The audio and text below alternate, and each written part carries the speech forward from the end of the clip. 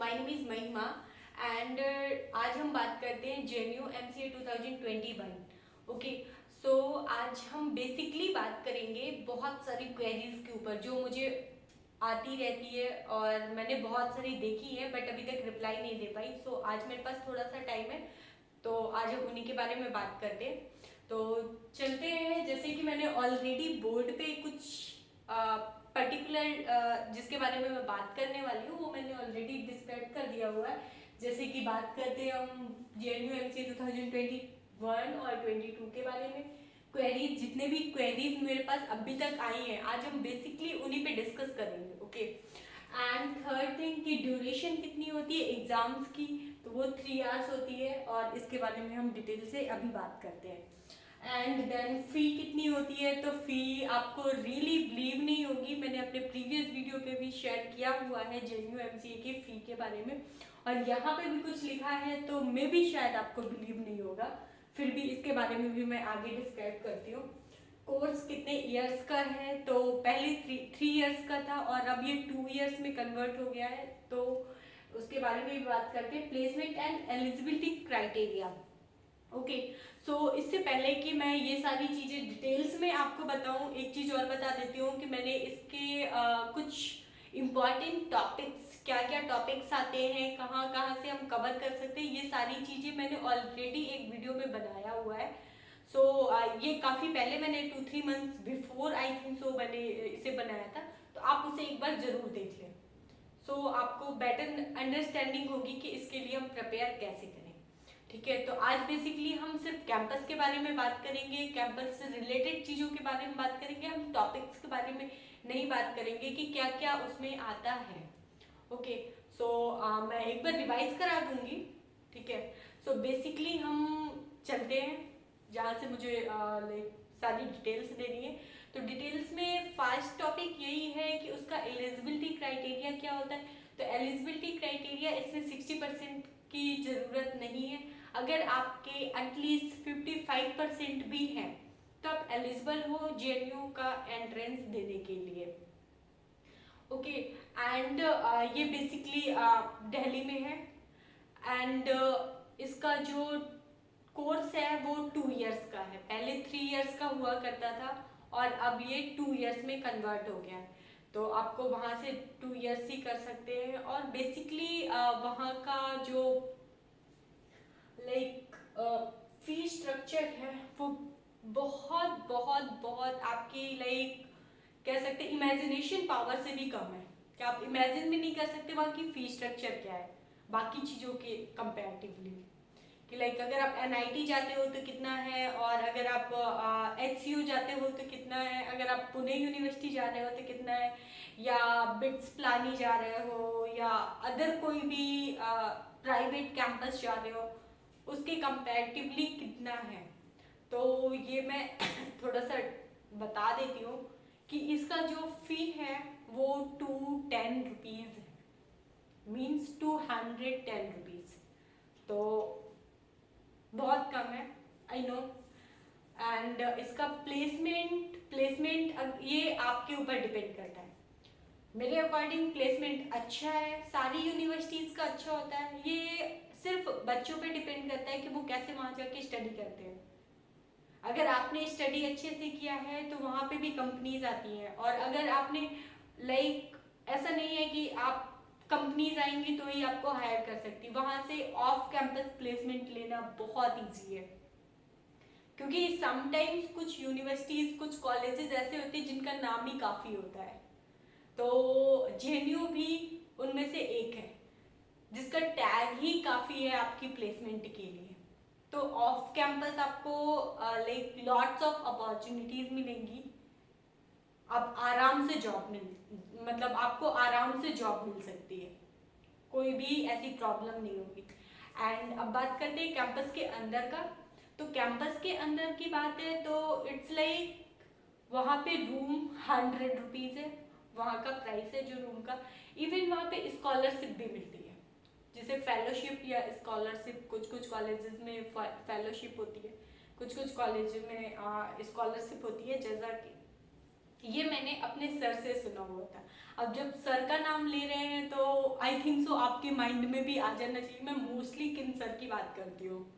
Okay, सो मैं बोल देती हूँ, मैं Marula classes mister like Amit Katiyar की बात कर रही हूँ। वो मेरी लाइफ में लाइक पहले एक ऐसे सर है जिनके बारे में मैंने सुना है कि उन्होंने जेएनयू से एमसीए किया हुआ है। तो I was also not like think कि वो सर भी लाइक उन्होंने जेएनयू जैसे कॉलेज से स्टडी की हुई है।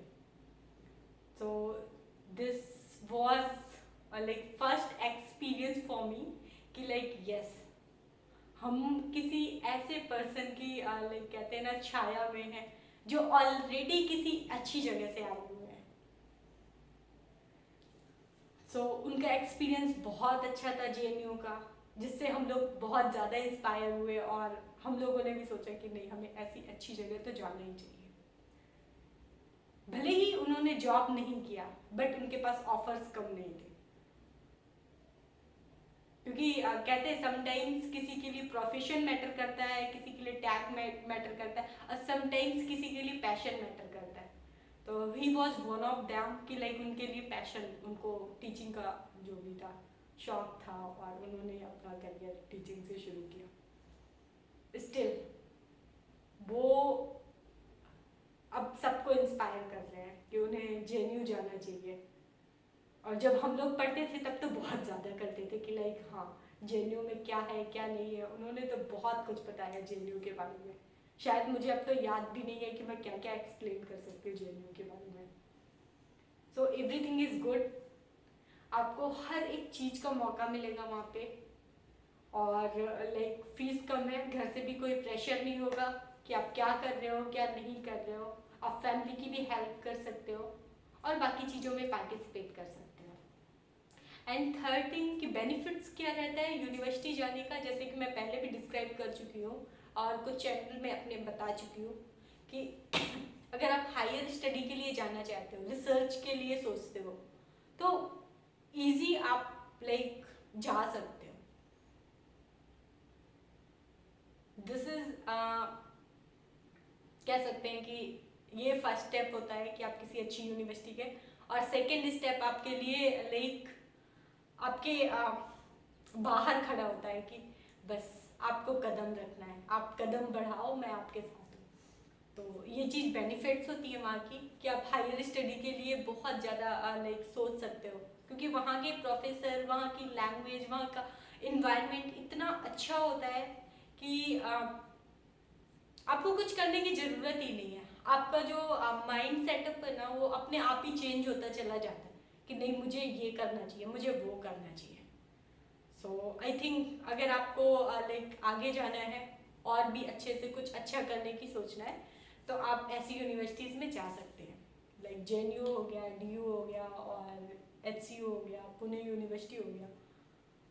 सो मेरे हिसाब से तो आपको जेएनयू, जिसको लगता है कि वो फाइनेंशियली कमज़ोर है, अपनी फैमिली से वीक है, बट उसे एक चांस मिला है अपने आप को प्रूव करने का, तो लाइक ये यूनिवर्सिटी बहुत अच्छी है कि आपको घर से कुछ भी लेने की ज़रूरत नहीं है। आपको आप जितना वहाँ पे पे करोगे ना उससे डबल आपको कुछ देगी एवरी टाइम, आपकी स्टडी में भी, आपके आगे करियर में भी।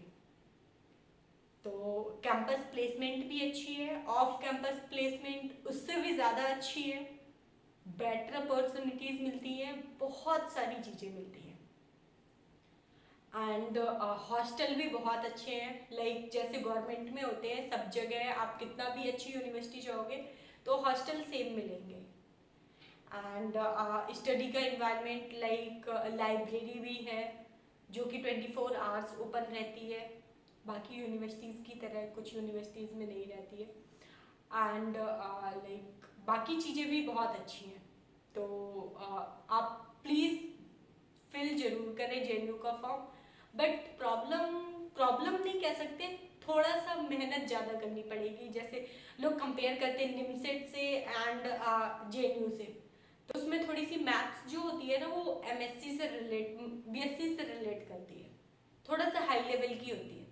जैसे कि डिफरेंशिएशन, कैलकुलस वगैरह ये थोड़ा सा ज़्यादा होता है, तो इस पे आपको फोकस करना पड़ेगा। लिमिट्स, इंटीग्रेशन, डिफरेंशियल इक्वेशंस, इन सब चीज़ों को थोड़ा सा आपको ज़्यादा देखना पड़ेगा। और मैथ्स अच्छी खासी आती है उसमें, लॉजिकल वगैरह भी आती है बट मैथ बहुत सॉलिड आती है। तो आप इन सब चीज़ों को ध्यान रखें, और अगर आप रियली वहाँ पे जाना चाहते हैं तो फोकस ऑन योर स्टडी, क्योंकि टाइम बहुत कम है। और नेक्स्ट थिंग मैं बताना चाहती हूँ कि फॉर्म से रिलेटेड, तो मोस्टली इसके फॉर्म मार्च तक आ जाते हैं, but this time because of this Covid session अभी तक नहीं आए हैं, लेकिन होपफुली ये 15 अप्रैल तक आ जाएंगे।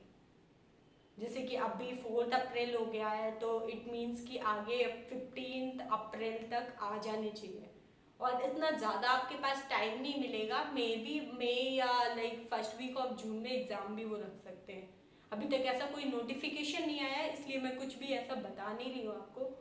बट आप अपनी प्रिपरेशन सॉलिड रखो हर चीज़ के लिए, चाहे वो निमसेट हो, BHU हो, HCU हो, या फिर JNU हो, DU हो, किसी भी चीज़ को लेकर आपके मन में डाउट नहीं होना चाहिए। Be confident. ओके, सो ये छोटी सी चीज़ें थी जो मुझे आपको बस याद दिलानी थी। और मेरा जो लाइक प्रीवियस वीडियो है JNU से रिलेटेड, उसे आप जरूर देखें। उसमें से मैंने एक एक टॉपिक के बारे में डिस्क्राइब किया हुआ है कि कौन सा टॉपिक कितना वेटेज का है और कैसे कैसे आपको पढ़ना है। So and one more thing I heard about like Marula classes कि उसने एक वीडियो शेयर किया हुआ है जिसमें उन्होंने फ्री ऑनलाइन क्लासेस रखी हुई है, तो प्लीज चेक आउट। मुझे इतना भी श्योर नहीं है, first I get the link, I will share with you. Okay, and so best of luck, thank you.